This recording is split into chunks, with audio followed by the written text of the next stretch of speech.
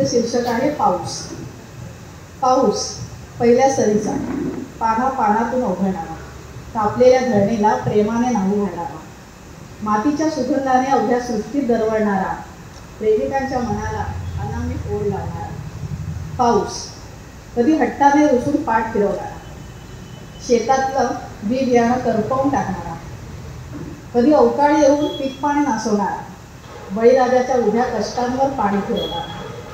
पाऊस कधी प्रसन्न होऊन मातीची कूस उडवणारा, शेतकऱ्याच्या कष्टाला न्याय देणारा, शेतात सोनं मोठी पिकवणारा, साऱ्या विश्वाला धनधान्याने समृद्ध करणारा.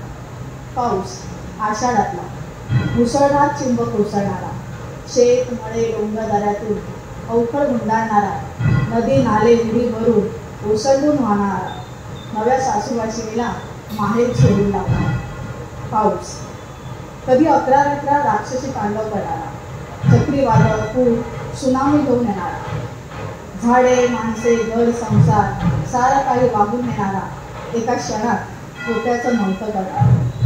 पाऊस श्रावणातला रिमझिम बरसणारा, सोनेरी उन्हात ओल्या घरा शिंपडणारा, ऊन पावसाच्या खेळात मोहक इंद्रधनू दाखवणारा, अलवार हाताने उत्सवांचे वाण घेऊन येणारा.